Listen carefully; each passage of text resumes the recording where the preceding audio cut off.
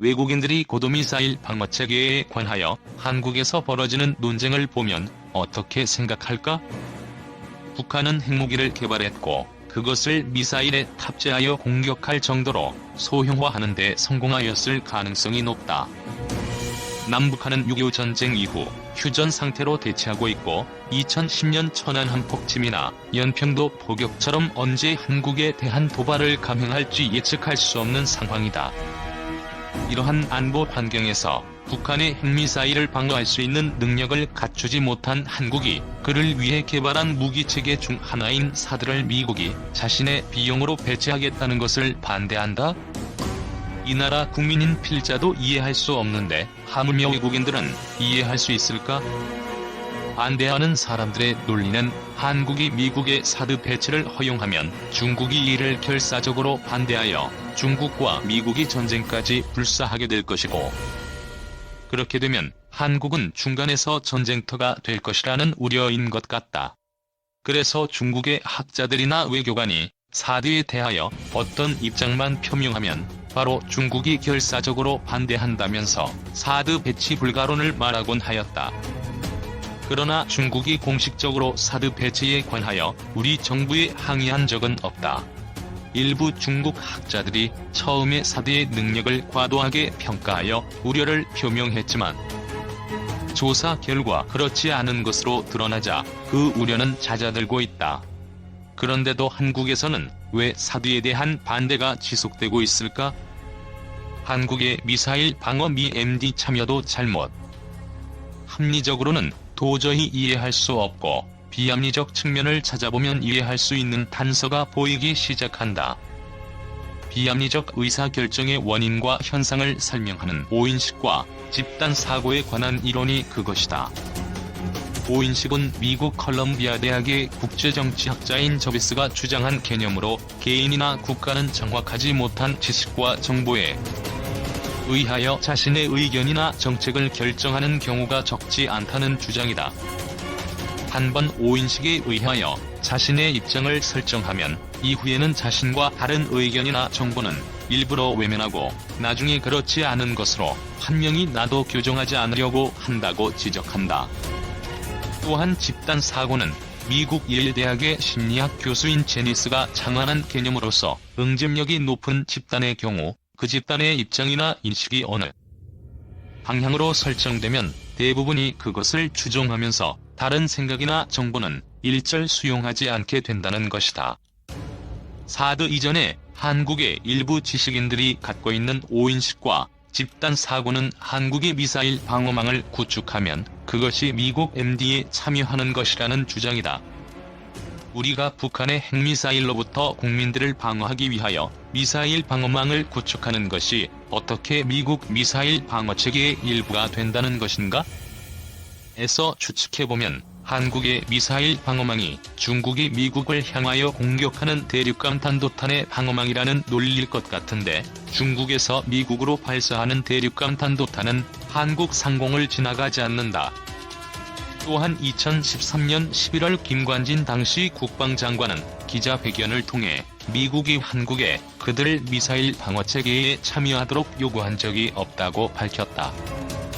대부분 미국의 주요 인사가 한국의 입장에서 북한의 핵미사일에 대한 방어체계 구축이 필요하다고 언급하면 언론은 그것을 미국의 MD 참여 종용으로 해석하곤 하였다.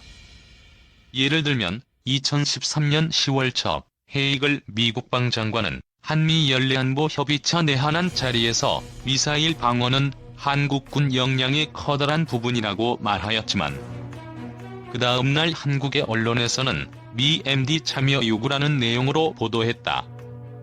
실제로 세계는 BMD라는 용어를 사용하는데도 유독 한국만 MD라는 국적 불명의 용어로 이 문제를 논의하고 있다. 2014년 국방백서에서는 북한의 핵무기 소형화 능력이 상당한 수준에 이른 것으로 보인다. 총 5차례의 장거리 미사일 발사를 통해 미국 본토를 위협할 수 있다고 미사일 능력을 추정하고 있다. 북한이 한국을 핵미사일로 공격할 수 있는 능력을 구비하였을 가능성은 매우 높다. 그런데도 일부 인사들은 미 MD 참여라는 근거 없는 논리로 한국이 핵미사일 대응 능력을 구비하지 못하도록 방해하고 있는 셈이다. 어떤 불순 집단의 사주를 받고 있는 것으로 의심할 수밖에 없지 않은가? 사드, 중국의 대륙간 탄도탄 요격 불가능. 그러면 사드에 관한 오해와 진실을 설명해보자. 첫째, 사드는 언론에서 평가하고 있듯이 만능의 무기가 아니다. 이름에서도 알 수 있듯이 지역 차원의 미사일 방어 무기의 하나다. 즉 목표를 향하여 공격해오고 있는 종말 단계에서 1차. 요격하는 순수한 방어용 무기이고 요격 사거리는 200km, 고도는 150km 정도이다. 사드는 AN/TPY-2 지상 배치 레이더를 사용하는데 이것은 C-130에 수송 가능하고 I&JA 벤즈를 사용하며 통상적으로 1000km 정도의 범위를 담당한다. 둘째, 일부 국민들은 사드가 중국이 미국을 공격하는 대륙간 탄도탄을 요격할 수 있다고 생각하지만 그렇지 않다. 탄도탄은 직선으로 비행하기 때문에 위치상 중국 남부의 광저우 부근에서 발사되어 미국 서부를 공격하지 않는 한 중국의 대륙간 탄도탄은 한반도 상공을 경유하지 않는다. 미사일 요격의 특성상 한반도 상공으로 비행하지 않는 중국의 핵미사일을 한반도에서 격추한다는 것은 거의 불가능하다. 중국의 광저우에서 발사하였다고 하더라도 한반도 상공을 통과할 때는 사드 미사일이 요격할 수 있는 범위를 훨씬 벗어난 2000km 정도의 고도로 비행하기 때문에 타격이 불가능하다. 사드 자체가 나를 향해서 공격해오는 미사일을 표적 지역에서 요격하기 위한 무기이기 때문에 대기권 밖으로 상승해 나가는 대륙간 탄도탄을 요격할 수는 없다. 셋째, 사드의 요격 사거리나 고도가 제한되는 것이 드러나자 이번에는 사드가 사용하고 있는 AN/TPY-2 X밴드 레이더가 중국에서 발사하는 대륙간 탄도탄을 탐지할 수 있다고 말하고 있다. 하지만 이것 또한 사실이 아니다.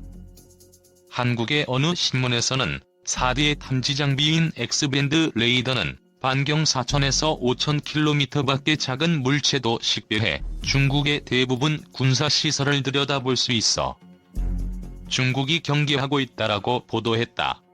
그러나 사드의 X밴드 레이더는 탐지거리가 1000에서 2000km에 불과하다.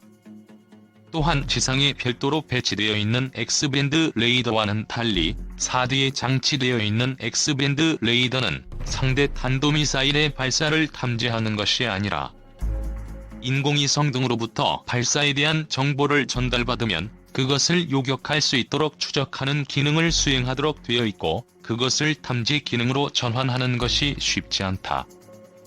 넷째, 일각에서는 중국이 격렬하게 반대하는 것으로 전달하고 있지만 중국이 공식적으로 사드에 대해 반대 입장을 전달해온 적은 없다. 한국의 학자들이나 언론이 접촉한 일부 중국의 학자들의 개인적인 입장이었을 것이다. 사드에 대한 세부적인 사항이 충분히 알려지기 전에 있었던 일이다. 최근에는 사드에 대한 구체적인 정보가 공개되면서 중국 학자들도 입장을 전환하고 있다. 일례로 2014년 11월 21일 서울대학교 통일평화연구원 주최로 개최된 한중좌담회에서 중국 베이징 대학의 후아한 교수는 사드 자체는 중국의 억제력에 위협이 되지 않는다라는 입장을 슬라이드로 발표한 적이 있다. 다섯째, 한국의 경우 사드 자체가 불필요하다는 견해도 있지만 현실과 다르다. 사드의 경우 최저 교전 고도가 40km라서 스커드 등의 탄도미사일처럼 비행고도가 낮은 미사일에 대해서는 효용가치가 제한된다. 그러나 한중 국경 지역에 배치된 노동미사일의 핵을 탑재하여 공격할 경우에는 고고도로 비행할 수 있어 사드와 같은 고고도 미사일 방어체계는 필요하다. 사드를 보유하고 있을 경우 핵탄두를 탑재한 노동미사일에 대하여 고고도에서 2회 정도 요격하고 실패할 경우 적어도 방어수단인 패트리어 체계로 요격함으로써 방어 효과를 높일 수 있다. 만약 한국이 팩3만을 보유하여 고도 15km에서 1회 요격할 수밖에 없다면 북한은 당연히 고고도를 비행하도록 미사일의 궤도를 수정할 것이고 그렇게 되면 팩3의 효용은 급격히 저하될 것이다. 실제로 2014년 한 해 동안 동해안으로 발사한 북한 미사일의 경우 총 9회 발사 결과 최대 고도는 130에서 150km였고 이때 비거리는 250에서 최대 650km로 측정되었다. 가장 짧은 실제 비거리를 보인 스커드 미사일의 최대 고도도 150km를 기록했다고 한다. 북한의 미사일이 고고도로 남한을 공격할 가능성을 배제할 수 없다면 사드는 필수적인 무기체계가 되는 셈이다. 여섯째, 일부 언론에서는 사드를 들여오면 그것을 운영하는 데 필요한 막대한 비용을 분담해야 한다고 말한다. 그러나 이것은 전혀 근거 없는 추측이다. 어떤 근거를 사용하였는지는 밝히지 않은 채 2조 원이라는 운영비용의 수치까지 제시하는 매체도 있었다. 그러나 지금까지 미군이 어떤 무기체계를 새로 배치한다고 하여 한국이 배치나 운용에 따른 비용을 부담했던 적은 없다. 한국은 2014년에 9,200억 원의 방위비 분담을 하도록 결정되어 있고 물가 상승률을 적용하여 매년 조금씩 인상하는 방식으로서 총액제라고 말한다. 다시 말하면 정해진 액수 이외에 추가로 미군이 요구하지도 않고 지원할 의무도 없다. F-35의 구매를 중국이 반대한다면? 일부 언론과 지식인들은 사드에 대한 중국의 반대 입장을 과장하면서 이것을 사드가 한국에 배치되면 곤란한 이유로 들고 있다.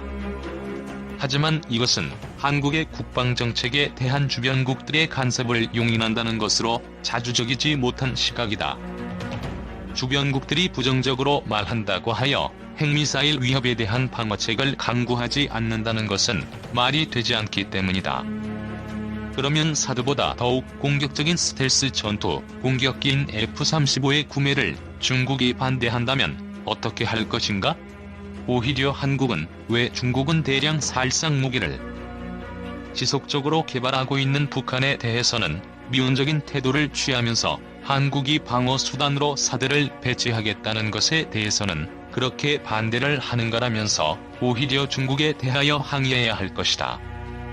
우리 모두 중국에 대한 무의식적인 사대주의에 빠져있지 않은지 되돌아볼 필요가 있다.